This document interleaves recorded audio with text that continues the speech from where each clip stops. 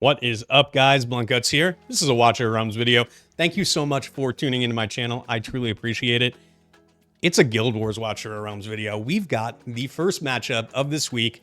We are going against some Russian guild whose name I don't know. They are number 20 on the GvG leaderboards right now. They are one ranking point higher than us, meaning I guess they are 4 slots better than us because Celestials is at number 24 on the leaderboard. They've got some solid defenses in here. They have made some good attacks. We've used 71 more attacks than they have, so that kind of explains the disparity in the health that's remaining. But I am feeling pretty good about this right now. We are up by about 22%, which is pretty awesome. Got some good attacks in. I'm not going to spoil how they went, but I'm pretty happy with how they turned out. Got a couple of central keeps mixed in.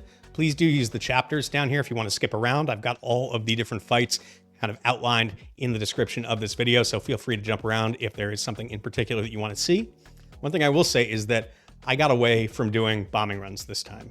I think I've realized that bombs are much more of a dice roll than I thought they were in the past, and part of that's because the last couple weeks, I think facing higher BP opponents has made bombing runs unsuccessful for me a lot of the time, and while I'm sure that I will use them in the future, they are going to be kind of a break glass in case of emergency attack.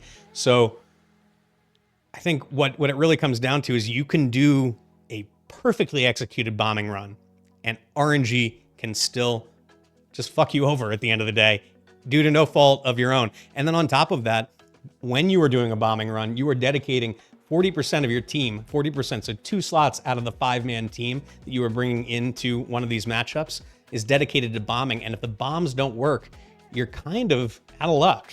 There's really not any coming back from it typically. Now, there are some teams where you might be able to eke out a win. I know I have in the past, but it's not something you can count on. You don't want to be pivoting from that when you are basically coming in with a 3-man team. It is not a good feeling. So while, you know, I'd say use them when you have to, I would say try to concentrate more on these repeatable attacks that minimize the RNG as much as possible. That's what I'm going to try and do moving forward. And that's why I don't have any bombing runs in here right now. I didn't find myself in a spot where I felt like I had to use them. So with that said, let's get to the attacks. All right, guys, we are going to give this one a go. So the plan here, we're going to start off, wait till 10 cost. We're going to send in one of these epic defenders. We're going to wait till we get back up to 10 cost, and we're going to have to keep an eye on Arrogance's ultimate. We want to send the Axe Slaughterers and the Shadowcasters, probably around 10 or 11 seconds left on Arrogance's ultimate. That'll keep them from getting hit when he is doing that massive amount of damage. First time, we're going to pop the Unkillable on Baron. And then after that, everybody's going to get wiped out. Then we're just going to rinse and repeat. We're going to deploy another epic defender as soon as we get back up to 10 costs. We'll wait until we get 10 cost again, and then we're going to send in another wave of the Shadowcasters and the Axe Slaughterers.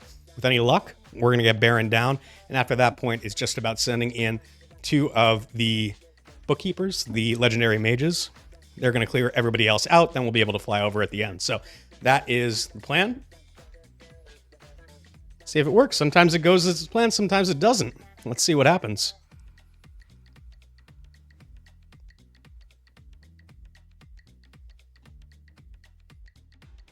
Right, so I'm just going to put it on 2 times speed while we get this set up initially. There we go. There's our first deployment.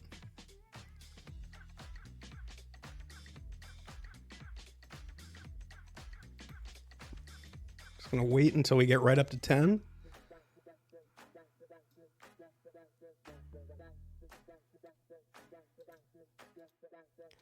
Send them in. We should be good. Yep, we got plenty of time on Arrogance's ultimate. That's fantastic. And all we need to do this time is just knock him down to 0 at one point. And it looks like we're going to be able... Yep, there's the Unkillable. So we are good there. Almost back up to 10 cost. We'll drop another one in here. We've got a defender that got moved to the side there. That's not really all that great for planning purposes, but it is what it is. I'm almost tempted to just wait out one more Arrogance ultimate, but I think that could be unwise. We might run out of time if we do that, so I think we're going to have to give it a go here. and just hope for the best. Hopefully they can get in there and knock him down before Arrogance gets his ultimate up, but it doesn't look like that's going to be the case, and I think we're about to get wiped out here if we can't kill him fast enough. Oh, and he's down, though. Look at that. They just walloped him. Love it. Oh, I'm wasting time here. So the bookkeepers are going to take out Arrogance and Greed right here. Because we're tight on time, we're just going to send in the 3 right there. And as long as they can make it to the Soul Crystal in time, we should be good. There we go. And we're just going to walk on in. And that's how you do that. I'll be back for the next one. Right, guys. So we are going to be taking on this team right here. I'm copying, well, I'm not completely copying, but I'm taking a page from one of my guildmates' attacks. It is... I've never been sure if it's Russell or if it's Raffle, but either way, this dude put together a great attack. We are going to see if we can't find similar success against this team here. So the plan generally is going to be, we're going to start off with the Pharaoh Guard. We're going to send him in to get the ultimates rolling. Once Valk's ult is down, we're going to deploy double lightning guards. The hope is that they're going to go through. They are going to clear out at least Valkyria, but hopefully Maul and potentially Vortex as well. That would be great. Once that happens, we should then be able to follow up with dogs to get past Harz. However, if the lightning guards are not successful, I did bring in some axe slaughterers, so we do have a backup plan. We can pivot to axe slaughterers and then use the bookkeepers to clear out if we're able to get Harz down. So that's going to be our backup plan.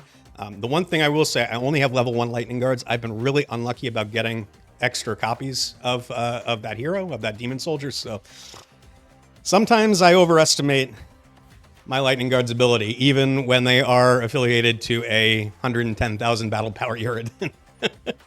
So we're gonna see how this goes. Hopefully it works out. Let's give it a shot.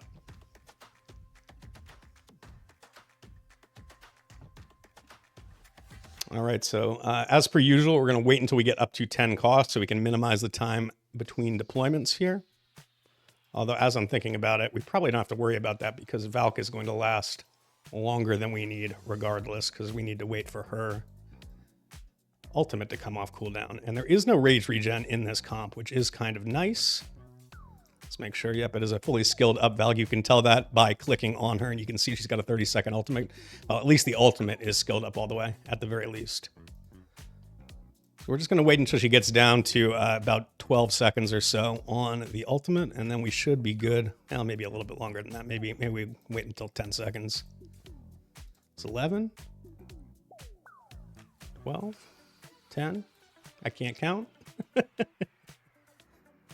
All right. Let's see these legendary demon soldiers do their work. Oh, and wow, they just popped Marri, so that's a good sign. Was not expecting that to happen, but we will take it 100%. And also, I should say, when we get up to 10 cost again, we are probably going to drop in the dogs at that point. And I think Valk is going down with this shot right here. There she goes. All right, and especially since Maul just did his AoE, we can drop double dogs here. And we're going to walk on in. Should walk on in anyway, assuming no Maul hijinks here. There we go, and we're good. GG. Nice attack. Always nice when my guildmates team me up. I appreciate it. I'll be back for the next one. Okay, guys, we are going to give this one a go. So I am copying my guildmate Craigie's attack here. What he did was send in these Fallen Reapers, the rare tank busters on the far right here, in initially. Send in 2 of them.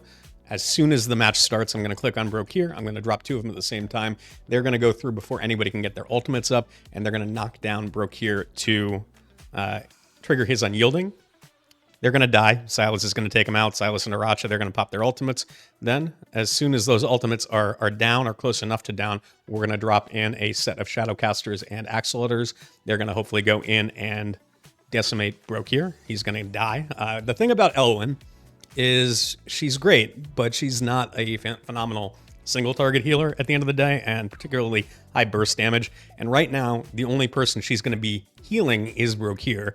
And she'll do fine during her ultimate, but outside the ultimate, she is going to struggle.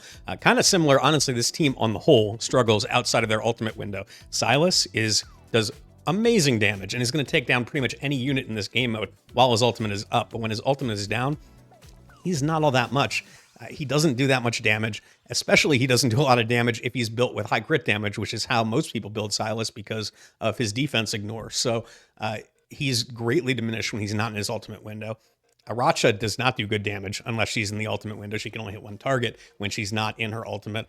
So as long as we can take down Brokkir strategically, we can then follow up with archers at the end and then take out everybody else. Although I do believe that Aracha will get taken out by the Axe Slaughterers and the Shadowcasters when they do first kill Brokkir. If they don't, we can send in dogs to do that and archers to do that. So I think we will be fine. But yeah, let's give it a go. Let's see if it works. So like I said, the first thing I'm going to do is just click on Brokkir so I can stop time. So I'm just going to spam click him. Spam clicked him a little bit too hard there. 1 and 2. I think we should still be good. So yeah, Silas, all they need to do is knock him down to the ultimate, or do his unyielding, and there he goes. That's what we wanted to see. And I think we're going to be able to deploy as soon as we get up to 10 cost based on how these ultimates are ticking down. It's kind of funny. The Fallen Reapers, I mean, this is not actually a great thing for me because now a couple of the Shadowcasters and Axe Slaughterers are going to likely bypass Brokkir if these guys don't die. But, you know, what can you do? I think we'll be okay either way.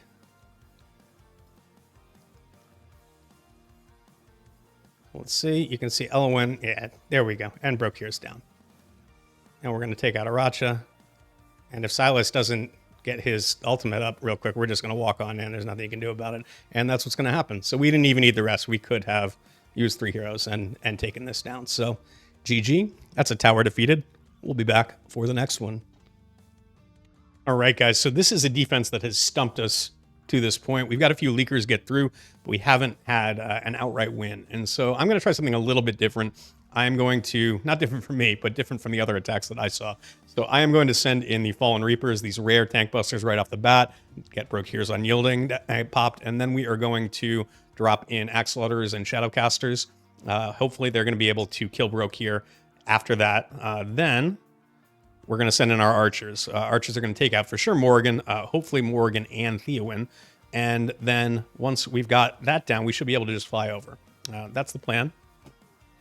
See if it works. Like I said, this is an unbeaten defense to this point. So let's see if we can't get a win.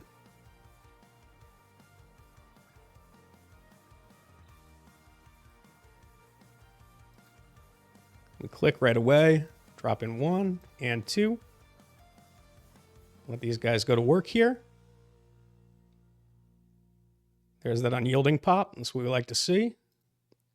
Keep it on 2 times for the time being. Oh, and we just popped Brokkir with the rares. Good God. Let's get these bad boys out on the field. And let's start shooting some motherfuckers. God damn. That was nice to see. There's Morrigan. I think we can get Theo in here too, right? Yep, there's Theowin. All right, now we're just waiting until 10 costs, and then we're going to fly over. Because if you didn't know, Reve's slow, and his attacks, they don't hit air units. So, yeah, this worked out a whole lot better than I thought it was going to. But yeah, we'll take it. We'll take the win. I feel like he's just got no damage on his team. Clearly, that's a tanky Reve because he's not doing a ton of damage to the archers. Well, there we go. I'll be back for the next one. All right, guys, we're going to give this one a go. So we did beat this once with bombs. The same person tried to bomb again afterwards and failed. There's probably 4 or 5 other attacks with bombs that failed. Now, what I've noticed is that bombs are kind of you can do them perfectly and you can still not get the result that you want. You can still not kill the healer. They can get popped before they make it back into the group, and therefore the bomb damage just hits the tank, and then you're kind of screwed. The entire run is kind of screwed at that point. You can't adjust it all. It's not great. So bomb should be a last resort. That is what I've kind of come around to. So this time what we're going to try to do instead is similar to a tactic that we've used in a couple of battles thus far. We're going to send in the epic tanks. We're going to let them soak damage until we get back up to 10 cost. Then we're going to send in Shadowcasters and Axe Slaughterers. They are then going to go in. We're going to do this in between Arrogance ultimates. That is kind of the trick, is getting that timing in. Hopefully they're going to knock down Baron's Unyielding, and that'll get popped, and then he'll be vulnerable, and we can then send in another wave and hopefully get Baron on that second wave. After that, we should be able to use the Bookkeepers to come in and kind of clean up. And finally, if we do need to, we can overwhelm with dogs at the end. That is the plan. Is it going to work? I don't know. We're gonna find out. This is not a strategy that's been attempted on this this boss before, so I'm kind of going in blind a little bit here. But yeah, let's see if we can't get it to work. My main concern here is really Hatssut at the end. If the Bookkeepers can get Torodor down, they'll be able to take Hatssut down as well. But if they can't, then we're going to have to try to overwhelm with dogs, which is kind of a challenging proposition when we consider that Hatssut's ultimate is kind of waiting in the wings here. So we're going to drop in this guy right here. We're going to give Arrogance plenty of time to continue charging up and then use his ultimate.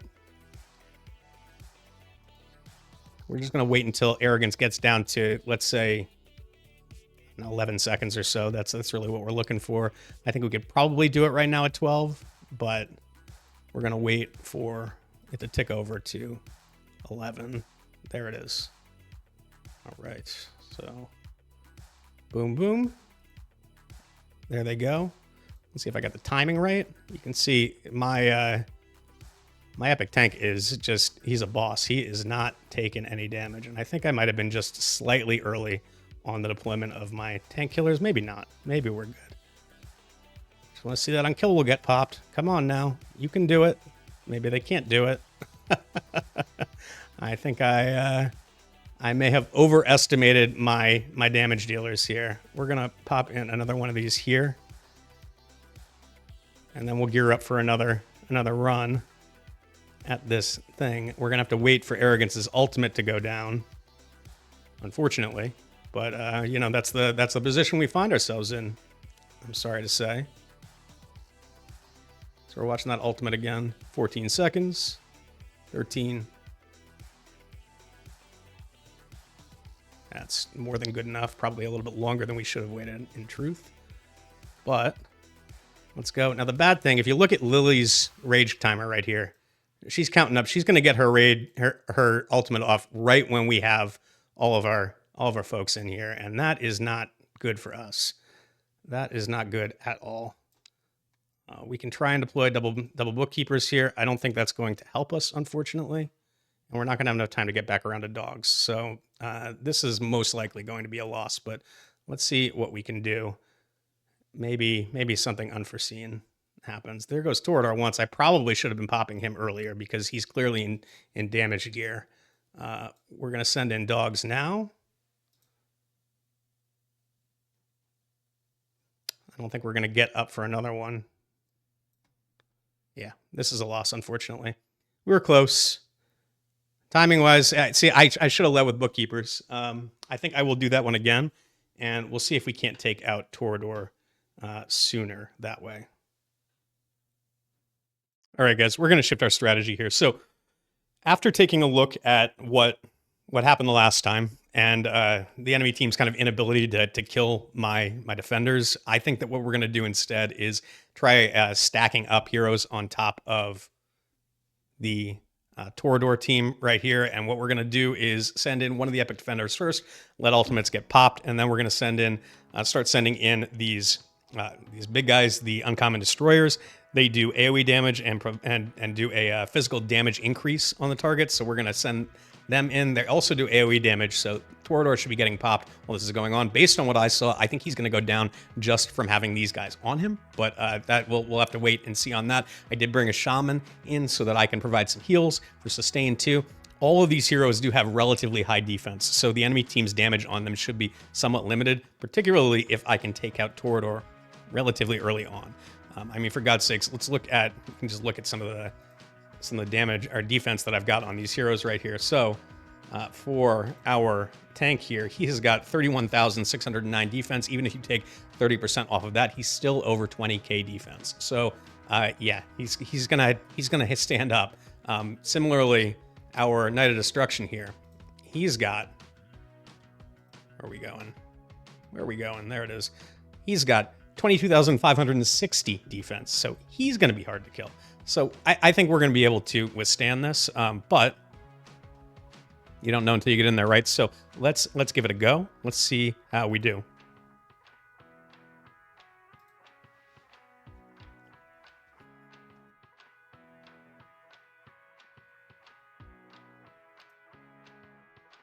Just going to wait till 10 cost. We'll drop in our defender there. We're going to go back up to 10 and start deploying uncommon destroyers. First at the back tile, and then at the front tile when we get our cost back up.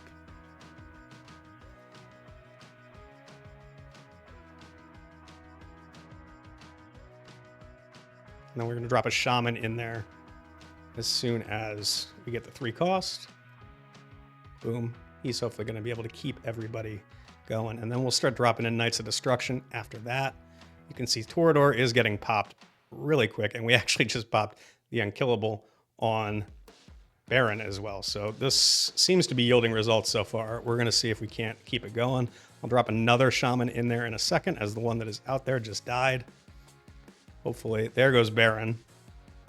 And I think we're just going to roll right on through here, because there goes Arrogance, and Hatssut can't do anything about it. So there you go. Match damage types. At the end of the day, there was no magic damage on this team, so I felt very confident bringing in those uncommon destroyers. Their weakness is their magic resist, so yeah, they do crazy damage otherwise. Now, granted, they are affiliated to a 110,000 battle power Uridin, so they are doing really solid damage, but yeah, that did work for me. So anyways, I will be back for the next one. Next one up. I think this is the highest battle power Demon Soldier team that I have ever put together. 570,000. Good God. I guess that's a statement about where my account is at a little bit. I find myself farming gear dungeons recently more for Demon Soldier shards than I do for anything else. With that said, I have not been lucky with my Lightning Guard ones, so I'm hoping this is going to work, because the guildmate of mine, Archon, whose attack I am copying, he has level 2 Lightning Guards, and it's a pretty significant stat boost at the end of the day. I don't know that that's going to make up for... I think I probably have higher affiliation than he does, but I don't know if my higher affiliation is going to make up for the difference between having those higher base stats. We're going to have to see.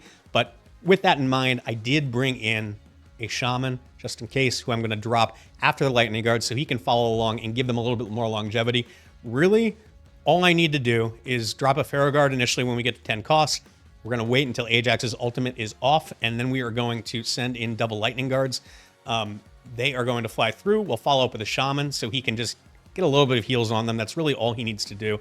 And then we are going to follow up with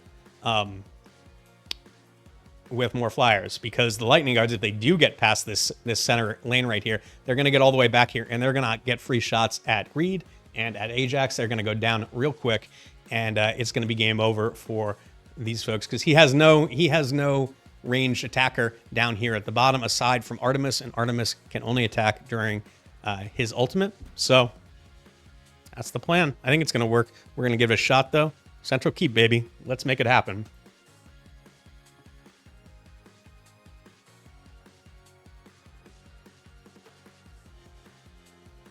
All right, so we're going to get up to 10 cost. I think I'm just going to drop the Pharaoh Guard here at the front, because Ajax is not even up to his ultimate at this point. Maybe that was a bad idea. I don't know. We'll see. We'll see.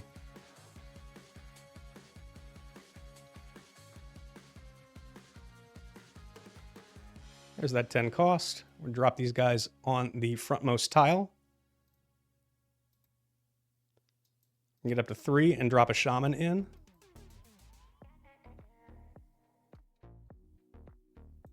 Oh no, I messed up the Shaman deployment. So that doesn't kill us here. Lightning Guards are holding strong so far. Need the Shaman to toss some heals in. He's getting the Lightning Guard, so that's what we wanted. Lightning guards look like they're making it through. Look like they're, as long as they can survive this greed ultimate, then we should be good. And they did. So now they're just going to path around back, and they are going to one-shot greed. And when they get in range of Ajax, they're going to one-shot Ajax. And now all I have to do is wait for Artemis's ultimate to be down. I can drop these guys right here. And there's nothing they can do about it. There's nothing they can do about it. As long as I can path over to the Soul Crystal in time, which these guys do move rather slowly, no doubt about it. So I think we're good. I'm always looking for ways that I might be able to lose at the end of these, right? But it looks like we're going to be good on this one. There we go. That's a win. Central keep down. I'll be back for the last attack. All right, guys, we are going to give this Praetus team a go. And we're going to do the same strategy we did on the last Central Keep. I think it's going to work here. There is no slow for airborne units. Well, as I'm thinking about it, I guess Hatssut is there. We're going to have to time Hatssut's ultimate. I think what we'll do is we're going to drop the Ferrogard at the back tile. Ferrogard's going to eat Hatssut's ultimate. We will then drop in double lightning guards, followed up by a shaman again. And then as soon as we get back up to 3 costs, we're going to drop in a set of these rare bugs as well, the flyers. Reason being that Praetus does true damage 4 times randomly. I'm hoping that we can spread that out a little bit by adding in these low-cost units, and hopefully the shaman and the smaller flyers eat up some of that true damage, and our lightning guards are able to get by and take out the Hatssut and AI combo at the back, and then we'll be able to hopefully fly over after that. That is the plan. I'm a little bit scared of Praetus. I'm not gonna lie. I'm a little bit scared of Praetus.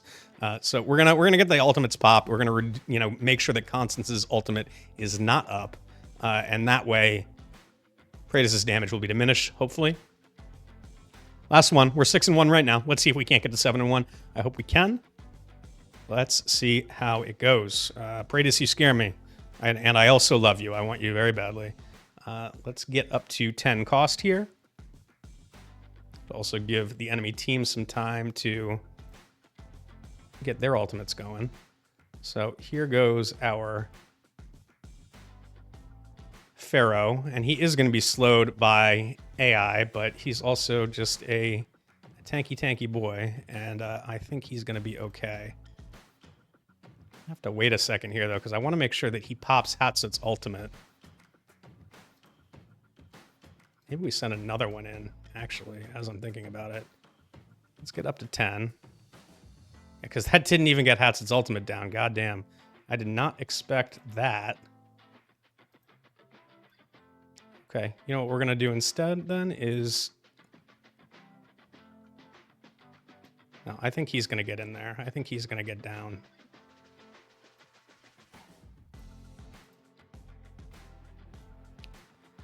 Starting to doubt myself a little bit here, but I think Hatssut's ultimate is about to go. I probably should have dropped those lightning guards on the front tile rather than the back one. Let's drop our shaman in. Hopefully he can get some heals off. Good God, Praetus is doing some damage. Okay, this is not going to work. Well, we're going to end with a loss. That sucks, but it is what it is. We'll see what we can do here, but I don't think there's any chance that we can get this down. So, we will accept defeat graciously. 6-2. I'm happy with that. Wish I could have gotten this one though. That would have been nice. But it is what it is. So that Praetus damage is no joke, my man. God damn. Okay. Well, we're just gonna quit out of this. Well, it sucks to end the night on a loss, but on the whole, 6-2. I will take that every single Guild Wars. That is great as far as I'm concerned. Anything worse than that, I'm not all that happy with typically, but 6-2 is kind of like my baseline. If I can get there, I feel like I did well. My defense team is holding kind of strong here as well. Not getting attacked all that much, but I do have 2 wins. I haven't lost any health right now. And as a whole, we are doing quite well right now. Now, granted, the enemy team does have 71 more attacks unused than as opposed to us, but we are up by 22.1% right now, which is a pretty substantial lead. These Russians are going to wake up in the morning and they're going to be upset, I think. because they've got a hill that they have to climb up. But, you know, we will see how it goes. I'm sure it's going to be a fight till the end. These guys are ranked relatively high, so it should be a challenging match. Could come down to the wire. I don't know. We'll see. Thank you all so much for watching. I truly appreciate it. Please do like and subscribe if you enjoy the content. I'll catch you all next time. Good luck on your attacks.